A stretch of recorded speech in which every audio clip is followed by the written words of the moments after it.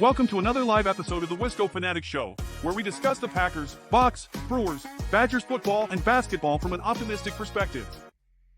Wisco Fanatics is brought to you by Cardboard Legacy, Wisconsin's most complete sports card shop. Buy, sell, grade, and consign all at their location in Oshkosh. Alrighty, welcome to our 2024-2025 Badgers basketball primer. We have just Mike and myself tonight. Jake is under the weather, unfortunately. I know he's pretty bummed about missing the Badgers primer, but I do have his notes, so Jake will be here with us in note form or in spirit. So just Mike and myself tonight as far as on-screen appearances, but we have a lot of stuff that we're going to cover tonight, and hopefully in not too much time. We want to make sure we can get you the information and some fun predictions and conversations in a reasonable amount of time. But we're going to cover some incoming freshmen, some incoming transfers, rotations, breakouts and dark horse, reasons for optimism. We're going to go through a bunch of roles that we have for the team. We came up with 6 or 7 different roles that we're gonna talk through and give our thoughts on who's gonna occupy that role. And then, as always, we have our head and heart record predictions, and we have our bold predictions, which we'll end with because that's always the most fun thing to do. So we're gonna start, and I'm gonna go to Mike on the incoming freshman.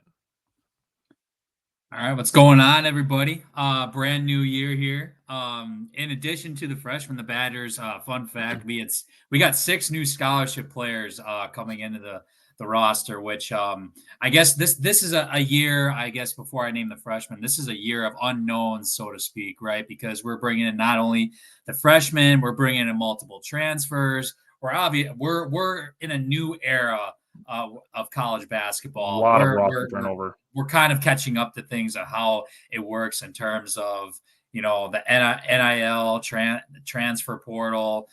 We're getting into the meat and potatoes of that. And yeah, even before I go into it, I was listening to a podcast called The Camp, and Greg Gard was talking about, what's the future look like? How does this work with, transfer portal and all that? And one of the biggest things he really pointed out was he loves the fact he thinks it's going to be going to the NBA model, like resembling a legit NBA model where everyone's basically working on 1-year contracts, so to speak, because then at least Coach Gard and the assistants, they can at least know ahead of time, okay, is this kid going to be here for 1 year or 2 years, or how's that going to work? But I think that's just something important to monitor as we go forward, because Badger basketball, has been a development program for the most part, where you're keeping the kids for 4 to 5 years. So it's just something to monitor as we go forward with the college basketball. So just wanted to point that out there real quick. Anyway, going into this year, the Badgers did sign 2 freshmen in the 2024 class. I'm going to start with highly touted point guard Daniel Freitag. Any Badger fans that pay attention to recruiting or anything along those lines know this name by now for sure. He's a 6'3" point guard from Bloomington, Minnesota. Fun fact, Greg Gard, this was the only point guard that Greg Gard actually offered for this class. And he offered him, back in 2022 when Daniel Freitag came to his advanced camp. And he offered him right on the spot. This is right before the kid even blew up. This is kind of one of those what Badgers program does a really good job is identifying players, both basketball and football for that matter. This was another perfect example. He stuck with this kid through and through. And then eventually when he started to blow up, he was getting offers from Baylor and Virginia. Those are the top 2 I can think of off the top of my head. But eventually, Greg Gard won this battle. Happy to have him. I mean, he's a per 247 Sports, 9th best point guard prospect for the 2024 class. It's the highest ranked point guard in program history coming into the Badger program. So it's something else to love. And another fun fact, he was actually offered in both basketball and football at Wisconsin. Believe it or not, he was also offered football at Notre Dame too, which Notre Dame, a respectable program. But in case, maybe if he doesn't get enough minutes this year, maybe Luke Fickell can borrow him a couple Saturdays yet this year at Nebraska or Minnesota. So we'll see how that goes. But the one thing that really sticks, I looked it up just to give the full offer rundown. Wisconsin, obviously, Minnesota, Iowa State, Baylor, Minnesota again for football, Iowa, Nebraska, Baylor, Virginia. You already mentioned Notre Dame, Kansas State, and Cal, all off from Yeah. Daniel Freitag. And I mean, I can basically promise you, if you would have stuck to like one sport like football like the entire time, that offer list probably doubles for sure. So That's a good point.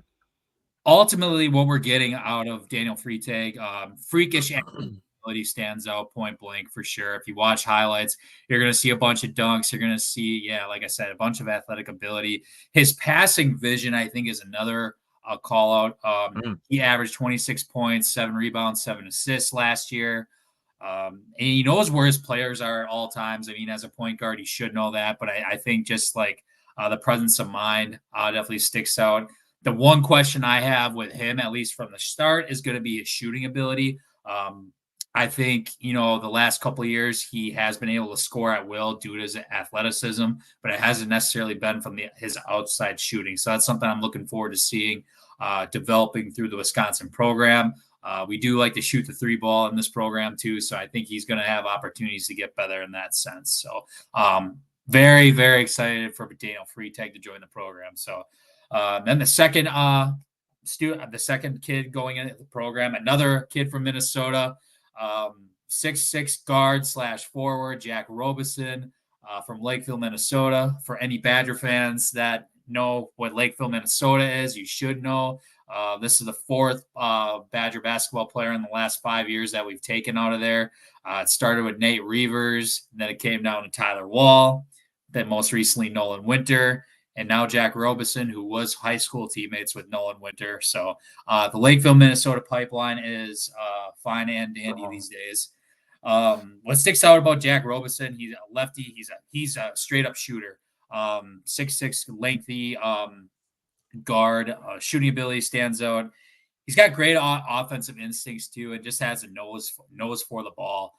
Everything that I've watched him film wise, offense completely sticks out to me with him. Coming off of flare screens and just catch and shoot. He's got range. He can shoot all over the place basically. So that's the one thing that stuck out. He was in the Final Four for Mr. Minnesota basketball last year for high school, averaged 22.6 points and 6 rebounds his senior year. I guess the biggest question mark I have is who he's going to guard defensively. Not necessarily a lockdown guy at his size. So where exactly do you put him? That's going to be the biggest question mark, I think, at least as he starts his career at Wisconsin. So I guess I am going to point out one more thing. He is multi-dimensional. I could see him playing the shooting guard spot, small forward. If you even want to go small, you can even put him as a stretch forward too. So two guys that I'm very excited about joining the program. And I think going to have a few great careers here at Wisconsin. Yeah, and I'll throw just one other freshman in there is Riccardo Greppi coming from Italy. Not a ton of information about him, but he was looking to come over to the United States to do basketball and academics. And he was originally committed to Temple until Wisconsin was able to flip him in a really short time period. They were just essentially looking for another center to add to the roster. So probably not a name you're going to hear a ton, but still just another incoming freshman. So we're going to go to the incoming transfers, and I'm going to go over to Jake's notes, and I'm going to read his notes on Xavier Amos, the transfer from Northern Illinois. He's a 6'8", 215-pound power forward. He played and started in 25 games last year, averaging 13.8 points, 5.8 rebounds, 1.2 assists, and 1.3 blocks. He shot 49.6% on field goals and 38.5% from three-point range. He was in double figures 16 times, including 8 20-point games, 3 10-rebound games. He led Northern Illinois in scoring 9 times, in rebounding 10 times, in blocks 9 times, in steals 9 times, and his season high scoring last season came against Northwestern, and he had 26 points and 7 rebounds. Very interested to see how Xavier Amos fits into the roster, and we'll talk about some of the rotations when we get to that. As far as Mike, myself, and Jake is going to cover big men. I'm going to cover wings, and Mike is going to cover guards. That's how we're going to try to split it up this year, and see how we can be able to cover everything without all of us having to cover everything and being able to split some things up like we've done with Badger football, which takes inspiration from what we've done with the Packers. But so looking at it, that's Jake's notes on Xavier Amos for wings. For me, or for bigs, for me, looking at the wings, I covered John Tanji. He's 6'6", 215 pounds. He is a unit. But he's listed as a shooting guard. He's probably going to play like a little bit more small forward, but John Tanji is a unit. And it's really interesting. But people are going to look at him as a transfer coming from Missouri, and they're going to look at his Missouri numbers. He played 8 games last year due to an injury. And they're going to see Missouri, and you're going to be like, oh, wow, we got a guy who averaged 2.6 points, less than a rebound a game, and 0.4 assists. Oh, great. So glad we added that guy. He only played 8 games last year. So looking at the year before, when he was at Colorado State, he averaged 14.6 points, 4.7 rebounds, 1.3 assists while shooting 47.3% on field goals, 38.9% on threes, and 81.5% at the free throw line. So his career numbers, like outside of even just the last 2 years, his career numbers, he's a 45.3% field goal shooter, 37.1% three-point shooter, and an 81.5% free throw shooter. That is very, very reliable shooting from a dude who is also very athletic and very strong. So watching his game tape, he is very strong. He can slash to the hoop kind of. This is me saying this. Dwayne Wade was my favorite player. He reminds me of his slashing ability a little bit, and he can throw down. Yeah. John Tanji can throw down. There's a couple plays from him at Colorado State. It's like 2 back-to-back plays in his highlight reel where he does like a behind-the-back cock-back dunk, and it's like, is this the same dude that's also shooting threes, like 3 steps behind the three-point line? He's got a really nice jump shot. So I really believe that John Tanji is a true 3-level scorer. The only thing I'll say is he could stand to improve his ball handling a little bit. I would not discount the Colorado State program he came from either. You're talking about Colorado State that has been on and has made some noise. So for any fans that are thinking, oh, it's Colorado State, I mean, they've been in the tournament in recent years. So I mean, I would not underestimate the program that he came from like one bit. So just throwing that out there. The dude can ball. There's no doubt. All right. So then you have the incoming the incoming guard transfer. Yep. So it was funny when you said the word unit before, because this point guard transfer, I think, is also a unit. So the point guard transfer that the Badgers brought in, his name's Cameron Hunter, listed at 6'2", 222 pounds. Damn. From Central Arkansas. So he did not play in the 2023-2024 year either due to injury. He was a 2-year starter prior to that at Central Arkansas. He was the Atlantic Sun Freshman of the Year, and he was first team Atlantic Sun in 2022 as a freshman. He was third team Atlantic Sun in 2023. Most recently, he averaged 16.9 points, 5 rebounds, 4 assists in his last full year of playing. So he definitely is making an impact. He's built. I literally jotted down here. He is built like a linebacker. And the physical ability, the physicality is there for him to play in the Big Ten. He can be a 3-level scorer, but I think the biggest part that I love the addition-wise is that the Badgers have typically liked to recruit point guards that can do things in the post. And you're thinking of guys. I'm thinking of Josh Gosser. Literally off the top of my head, that was one of his specialties. Cameron Hunter can do that as well. He can post up down low and get to the hoop down there. So that's probably the biggest thing I really, really like about his game. He can body up with any point guards, I think, in the Big Ten for sure. So that's going to be fun to watch. The biggest question mark for me is going to be, how does he fit the rotations, at least to start? And I think I kind of question that a little bit with the transfers too, even though I think John Tanji is going to be one of the starting 5. That's besides the point. But how he fits in the rotations, defense specifically, and this kind of goes for all new incoming Badger players, I guess, because Greg Gard has talked about that a lot lately in terms of, how, like, defensively, where are you in certain spots, just the communication, and how do you fit in that role? Because it's not just about offense, right? It's about defense too. And that's just something I think that is being stressed going into this year. With there being so much roster turnover, there's going to be a lot of question marks on both sides of the ball, honestly. Yeah. So we're going to give our thoughts on the rotations, and it's going to be tough. So I kind of looked at like the 2 and the 3 as far as the wings are concerned, and this is going to overlap with Mike a little bit as far as the guards go. But personally, I think that Blackwell and Klesmit are going to start at the 2 and 3, and you're going to see John Tonji and Marcus Ilver follow. Marcus Ilver actually came into the scrimmage on Wednesday, and he scored 8 points in about a minute and a half. Yeah, it was wild. He just came in, he started stroking threes, and it's like, all right, cool. It was typical Marcus Ilver, like any fans that really pay attention to watch him play. As soon as he gets on the floor, he's going to shoot the 3 ball. And he's going to shoot. Well, he's going to shoot right away as soon as he gets out there. And right on schedule, he did it again the other night. That's Marcus Ilver, right on point. Yeah. So very interested to see how the wing rotations go, but those are the 4 guys that I'm kind of looking for playing the most on the wings. Yeah. So where are you with the guard rotation? It's really interesting because at least in this first game this past week, the starting 5 was John Blackwell really at the 1, Klesmit at the 2, Tonji at the 3, Nolan Winter at the 4, and Steve Krall at the 5. Now I'm kind of thinking, okay, this might be, and we're going to talk about this later with the whole best 5 thing. Yep.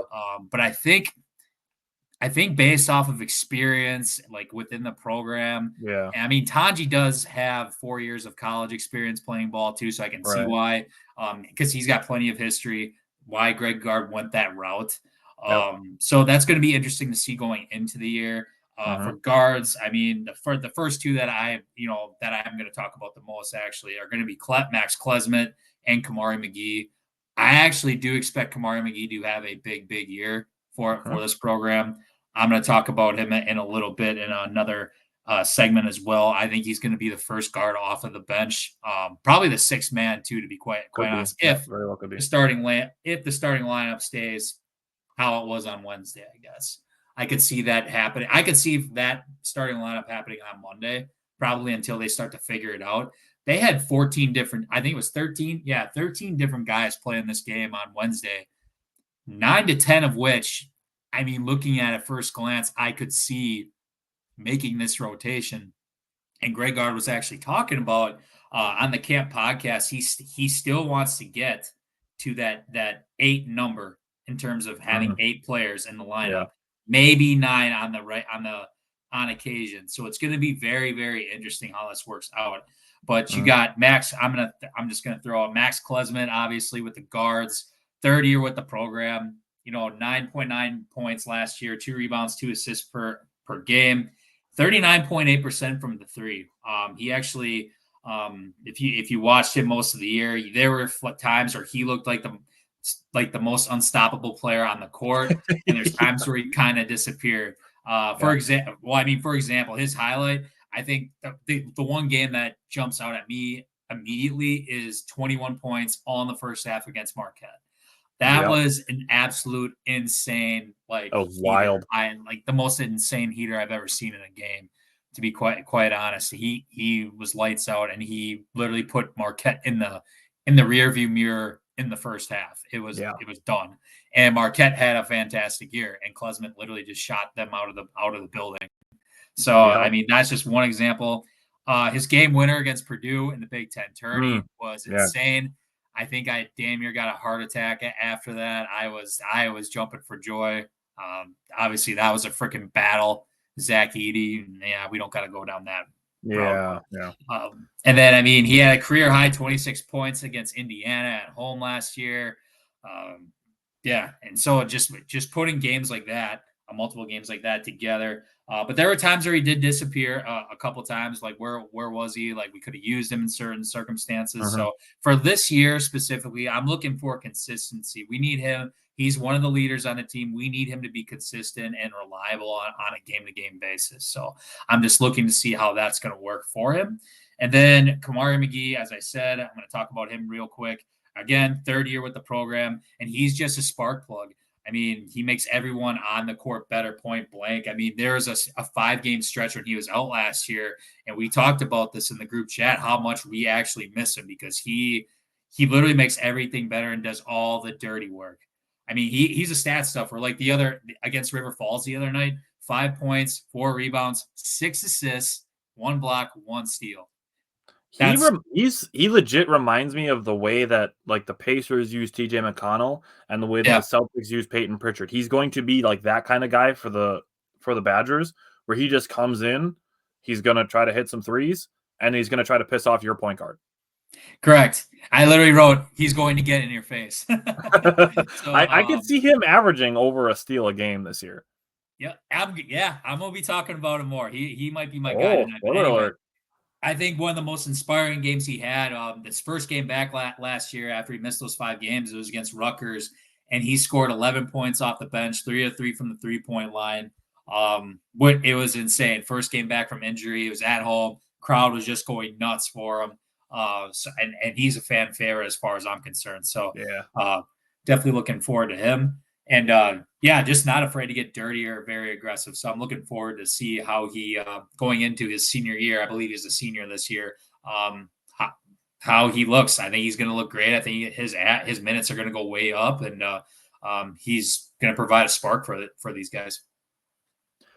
Yeah, so looking at Jake's notes on the bigs, he's obviously got Nolan Winter and Steven Crowell in there. For Winter, his notes are a tall, lanky kid who has a skill set to be a difference maker if the tools are sharpened.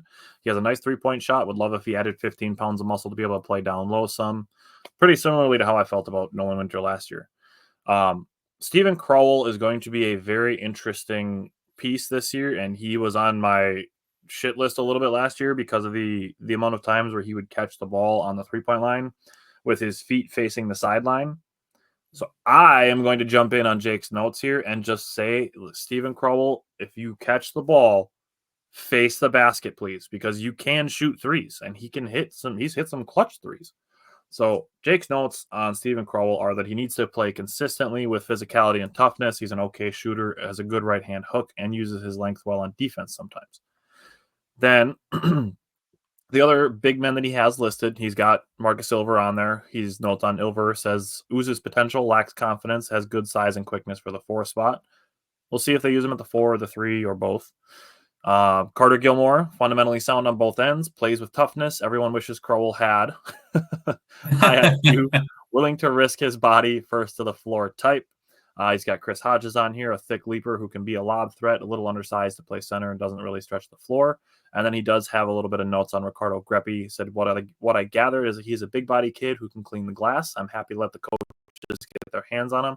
He played 10 minutes a game for the Italian U18 team. So those are the big men coming in this year. So that's who we got at the power forward and centers. Now we have some breakouts and dark horses from our lists. Now, for me, I can see Jake's notes, so I can see that Jake and I have the same dark horse, and we have the same breakout. So Jake went outside the bigs for breakout candidates, and he put John Blackwell as the obvious and correct choice. He showed some really nice potential with his handles, 3-point shot, and on-ball defense. If he can prove as a playmaker and ability to finish among the trees, he could be a star. My notes on John Blackwell, I think he's going to play guard and wing, but he's going to benefit a lot from the vacancy left by AJ Storr. Yeah. So that'll be an interesting thing. Could have probably been its own segment of who benefits most from the exit of Chucky Hepburn and AJ Storr. And you could use John Blackwell as the answer to both. So his dark horse then is Marcus Silver, who is also on my list, but his notes on Marcus Silver, not known to the casuals, but I love his size and fluid release from beyond the 3-point line. He will need to get tougher in the paint to carve out some real minutes. If he does, he becomes a nice rotation piece. My notes on Marcus Silver said if he's knocking down shots, he's going to see the floor more. And spoiler alert, I'm going to have more coming on Marcus Silver. So, Mike, who is your breakout and your dark horse?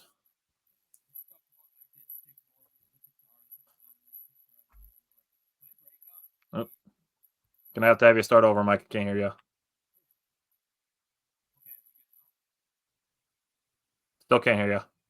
Still can't hear me. Oh, there we go. Now I got you. Good. Now, okay.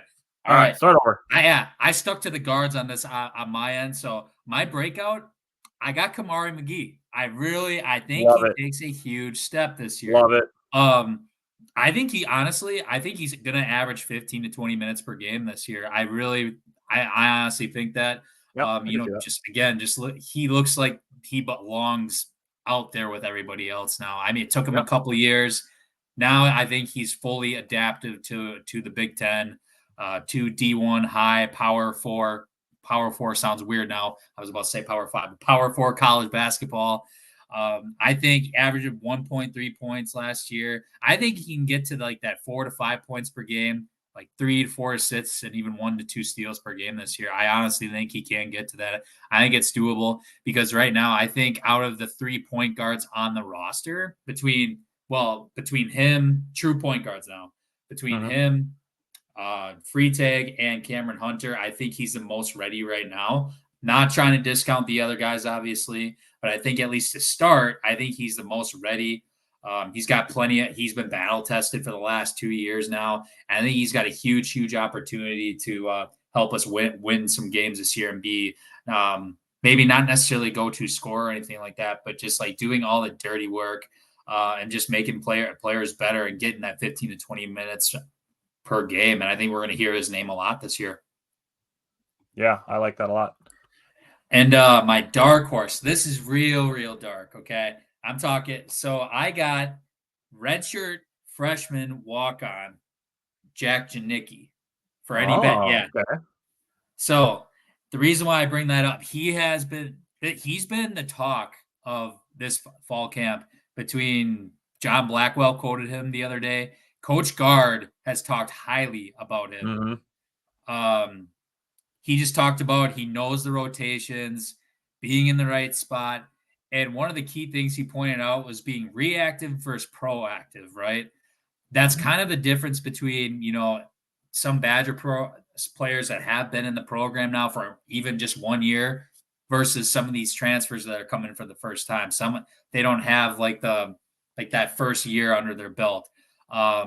Jack Janicki's been called up by Coach Gard and potentially has been talked about getting to that 8 to 9 player rotation.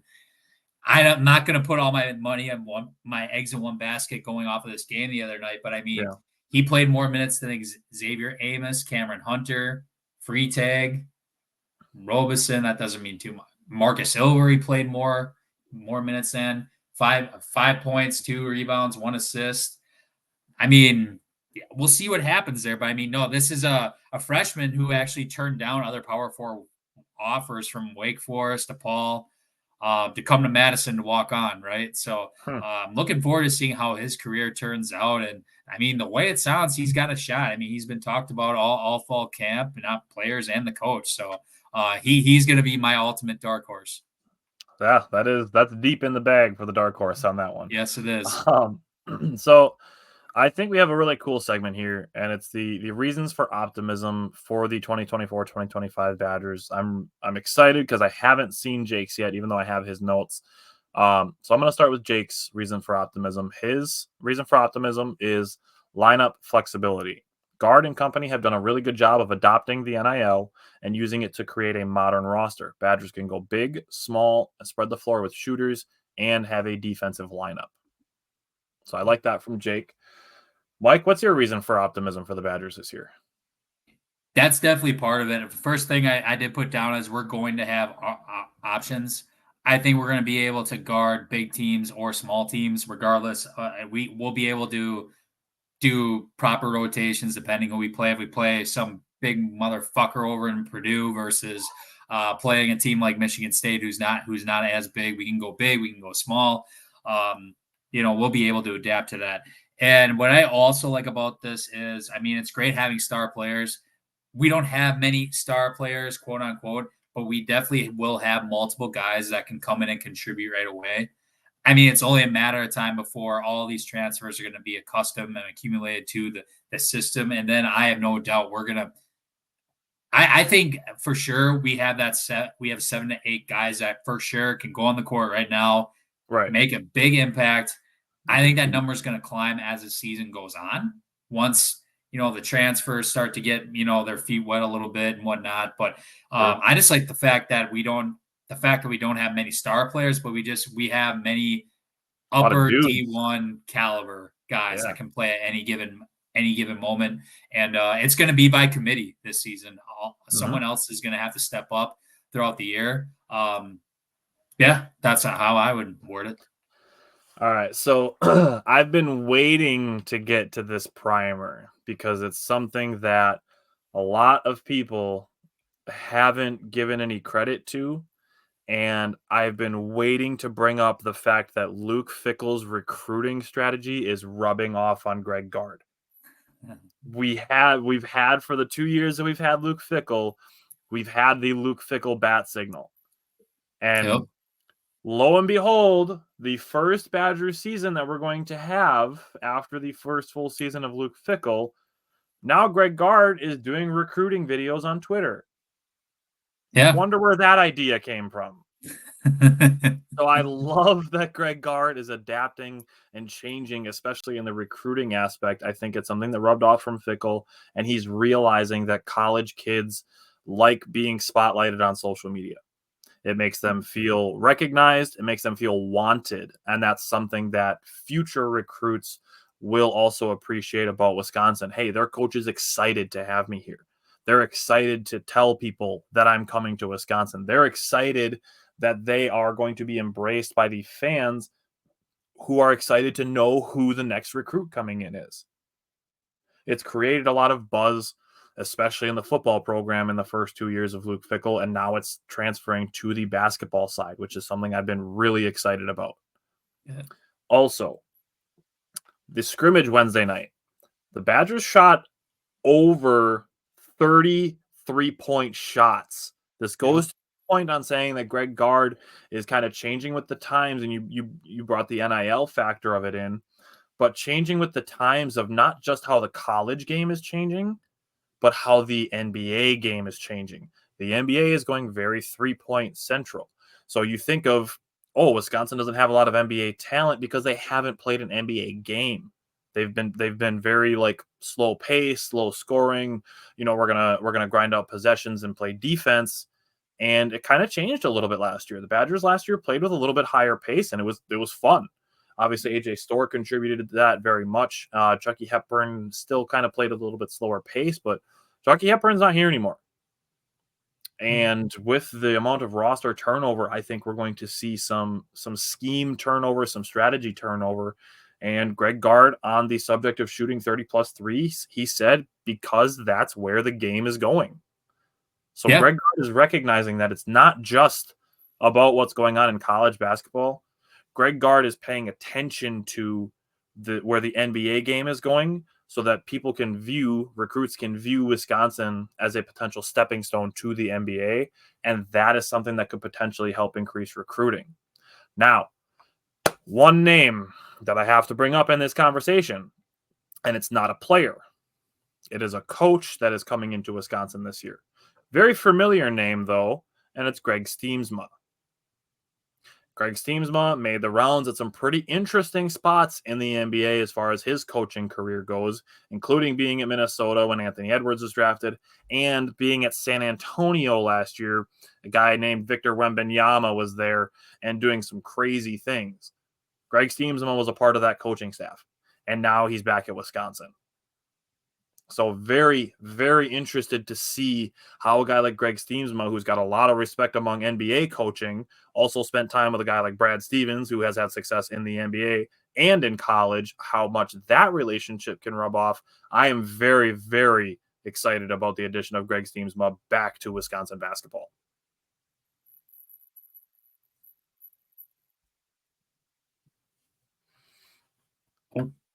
Try again.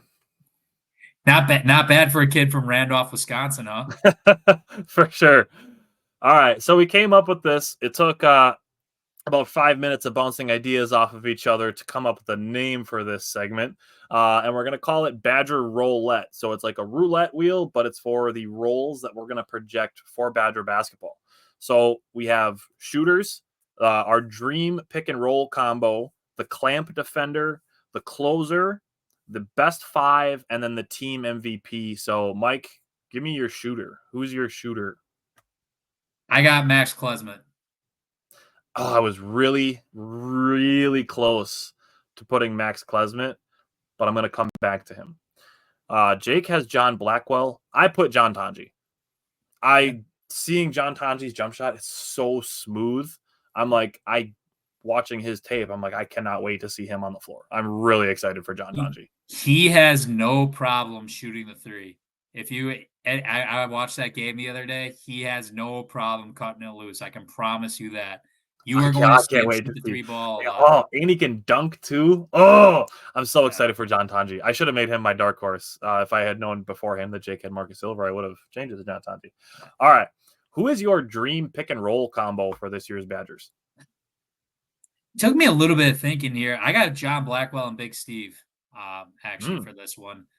I just think of like Blackwell, if he's going to start at point, at least from the start, he is a 3-level scorer. We've seen him shoot the 3 ball. He's got the mid range and he can get to the bucket too. I mean, I also think about it like there was plenty of times last year, for example, and he was running baseline. He was able to drive baseline on dudes and get to the bucket and get a couple and ones. Yeah, so I mean, just a 3-level scorer for sure. So if he can I think you can definitely do the pick and roll game with a guy like Steve. And little pick and pop action. Why not? Yeah, that's definitely a good call. I went very much on the young side of things, and I put Daniel Freitag and Nolan Winter. Okay. If you remember last year, our Badgers primer, I was a big Nolan Winter guy. I'm still a big Nolan Winter guy. Yep. And if we get into some young lineups, seeing Freitag and Winter would be a really fun one. Jake has half of my pick and roll combo. Jake has Freitag and Amos, and I think there's some lob opportunity there, which could be fun. Yeah, I think there definitely is. I definitely want to see more of Xavier Amos for sure. And again, this is a year of question marks for sure. So, Xavier Amos only got to play 7 minutes the other night. So I think we're going to see still plenty of him at some point this year. Yeah. It's only a matter of time. So I'm looking forward to seeing the athleticism and he can shoot. That's why he was also brought in. He's basically Tyler Wall's position, but he can actually shoot. So we're going to bring the defenders out to make sure they're guarding him. So excited to see what he can do. Yeah. All right. Who's your clamp defender? I've been harping on him all night. It's Kamari McGee for me. That's a good one. I have John Blackwell. I think the size helps a little bit there. Jake has Max Klesmet as his, but he's also got a shout out to Kamari McGee for his great energy on the defensive side of the ball. Yeah. Like I said, I expect him to be a pest.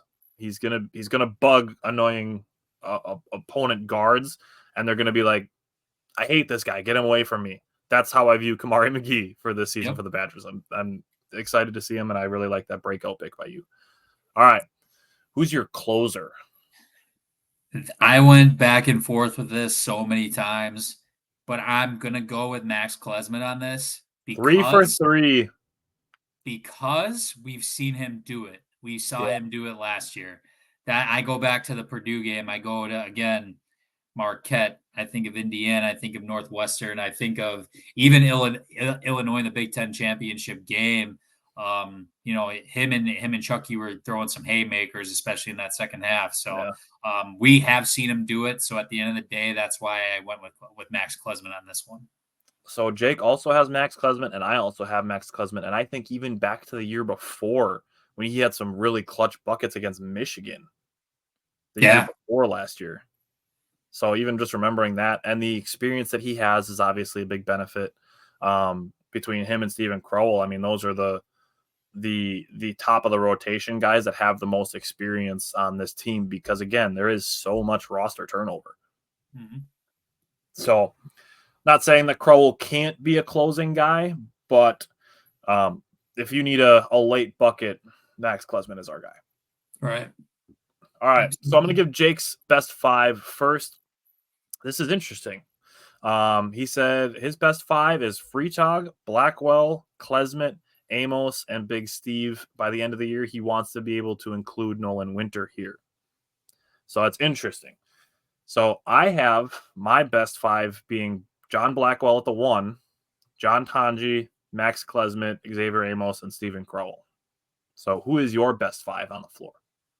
Yeah, I wrote subject to change in asterisk here, but I went with the starting lineup, what they had the other night, because I honestly think this is for now. I say subject to change for a reason. Once these players get their feet wet, then it can definitely change.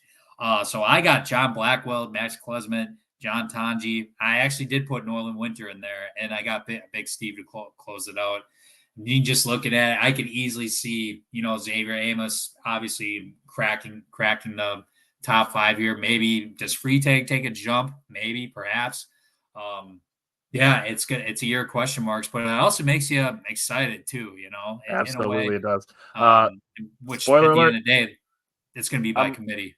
Yeah. Absolutely, I agree with that too. And it's again to bring up the same phrase. There's a lot of roster turnover, so there's going to be a lot of feeling things out here. Mm-hmm. But spoiler alert, you're going to hear more about me saying Daniel Freitag's name again when we get to our last segment. All right, Mike, give me your team MVP. I got to go John Blackwell. I think it's going to be John Blackwell at the end of the day. The year 1 to year 2 jump's going to be interesting. I expect. We're going to get to. Yeah, I'm going to mention him later. But Me too. he's Yes. league. I wrote he's league right next to it, right next to his name after team MVP. I mean, he was a starting 1, so to speak. He can play multiple positions too. 1, 2, 3. Wow. Hell, maybe even the 4. I don't even know. Depending who they're playing, but no, 3-level scorer. I have no doubt he is going to be a go-to. I know I said Max Klesmit before, but I literally wrote John Blackwell right next to him because I do know he's going to be called upon at some point to close a game or to get that tying bucket. It's only a matter of the right situation. Yeah, love that. I also have John Blackwell as my team MVP. Jake has Max Klesmit. Jake's notes on Max Klesmit say he's the best all-around basketball player on this roster. He's never afraid to take the shot, or when asked to make a stop, he's an absolute gamer. And I don't hate that pick. I don't hate that. No, not at all. All right. Let's do some record predictions. So with our record predictions, when we do our primers, we do a head record prediction and a heart record prediction, one to give a little more analytical, viewpoint on it, and then one being a little more optimistic, maybe throw in some upsets. So I'll give Jake's first. Jake's record prediction, he has 19-10 from the head and a 5 seed in the NCAA tourney and 22-7 from the heart. So he's got 22 wins from the heart, 19 wins from the head. Mike, what do you have as a record prediction? So this is actually an interesting schedule. I think, sorry, I was going to talk about the schedule first. So the hardest game on the schedule, I would say, is Arizona, right? Well, that's actually a big night. So I'm just going to call that out real quick because it is, number 1, it's a Friday night. Number 2, it's a banner night for Bo Ryan. He's getting inducted. He's getting a banner put up for him. They are honoring both of the Final Four teams as well that night.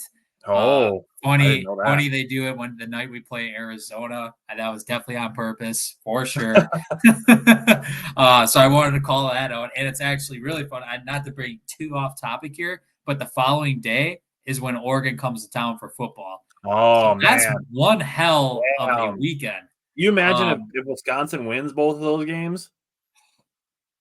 Bro, Madison's going to be crazy that weekend. Yeah. It's wow.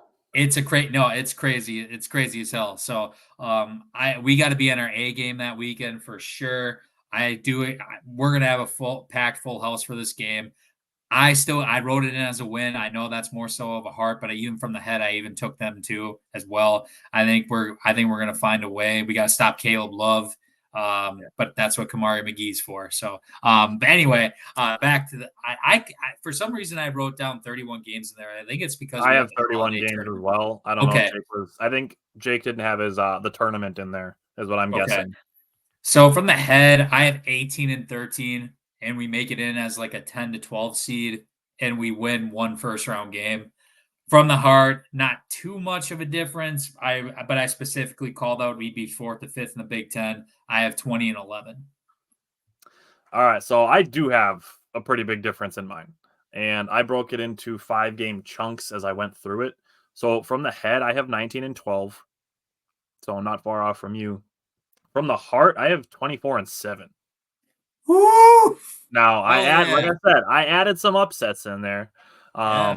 But for me, when I was looking at the chunks of the schedule, the chunk that really stands out to me, this is a little bit over 2 weeks of a stretch, but they from January 29th to February 15th, they go at Maryland, at Northwestern, home against Indiana, at Iowa, at Purdue.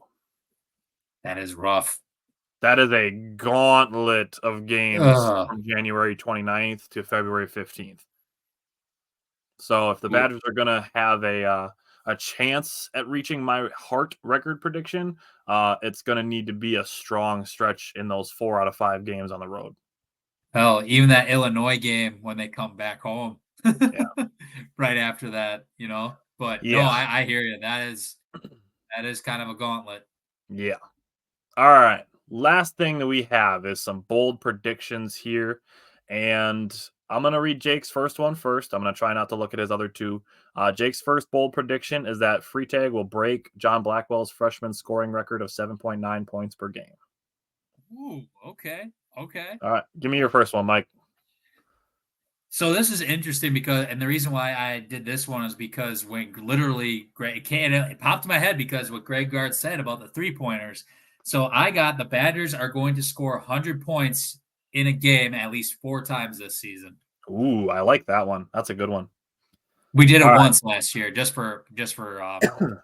I like that. I like that. I'm going to give my Daniel Freitag bold prediction, and it's that Daniel Freitag is starting at point guard before the calendar hits 2025. Okay. And good. this goes to serve the point that you and I have both made, that John Blackwell can play anywhere from the 1, 2, 3, or in a pinch, maybe the 4.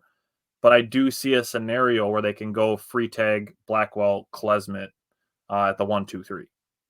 Yeah. All right. Okay. Jake's second bold prediction is the Badgers will win the Big Ten, rank in the top 5 for over 50% of the season. Wow. Badgers will win the Big Ten, rank in the top 5 over 50% of the season. I don't know if he means top 5 in the Big Ten, as opposed to being top 5 in the rankings. Maybe that's where he's going. He might be sipping on the cough, a little too much cough medicine. I don't know. We might have to confirm with him. If he's meaning top 5 in the Big Ten, that part of it I could see. Yes, absolutely. Okay. No, he said nationally. Jake said nationally. Top 5 nationally, 50% of the season. Man. Okay. All right. You're way more optimistic than me. This is weird. We said it. They're not lukewarm predictions. They're the bold predictions. So, all right, Mike, give me your second one. This one's kind of raw. Well, not really kind of raunchy. It's not too bad. But I got Kamari McGee gets Big Ten All Defensive Team. I like that. I like that one a lot. I think he's gonna cause havoc. I think he's gonna make people, a lot of players hate him this year. All right. This one is going to go to my team MVP pick of John Blackwell. My John Blackwell bold prediction is that he averages 15 plus points, over 5 rebounds, and over 1 steal per game. Okay. So 15, 5, and a steal per game for John Blackwell. I'm just going to go on top ears because mine's John Blackwell related. John Blackwell, Big Ten Player of the Year. Ooh, I like that a lot. We kind of tiptoed around it, like I said before, with the absences of AJ Storr and Chucky Hepburn. I think John Blackwell has the opportunity for his role to increase the most. So, yeah. Yep. All right. Jake's last bold prediction: Marcus Ilver and Nolan Winter will combine for 100 3-pointers. Holy shit! So 30. You're looking at 31 games. Yeah. 100 threes. So you need 3 threes a game from Ilver and Winter, essentially. Okay. I mean, Ilver will get his up. That's good though. I like that. That's why this is bold. That's why. That's a solid prediction. All right, here we go. Last bold prediction. Mine is that the Badgers will finish top 3 in the Big Ten on the backs of a top 4 Big Ten offense. So last year they were 8th at 74.7 points per game. Top 4 last season would have been 78 plus on average. Okay. So All right. it's not, All right. it's not really a crazy amount. I'm just asking for the Badgers to average about 3 or 4 more points per game. They can do it. They're gonna be like they're gonna shoot the three ball. They're gonna shoot a lot of threes. And I think the pace is going to be a little higher again. Yeah, I think so too. I mean, Greg Gard keeps talking about the NBA model. I think he's Yeah. gonna get as close to that as he can. I mean, just from a recruiting perspective too, that's where kids are going to be drawn to. A lot of threes are shot in the NBA. I don't know. I think too, if they have the opportunity to take an open 3 early in the shot clock, that might have been a shot they would have passed up in years past, just in the sake of, moving the ball, moving the ball, moving the ball, moving the ball, moving the ball. I think this year that's going to be a little more let it fly. Yep. I think so too. Yep. All right, I'm very excited. The Badgers kick off on Monday against Holy Cross. Hopefully, that's one of the first games where they get over that 100-point mark, like Mike was talking about. Thanks for checking us out. We're very excited for this Badgers season. We're going to be having recaps starting on Wednesday already, which I will not be in attendance for, but Jake will have my notes and Mike will be there as well. So, other than that, thanks for tuning in to our Badgers Primer, and we will see you guys next week. And go Badgers. Later.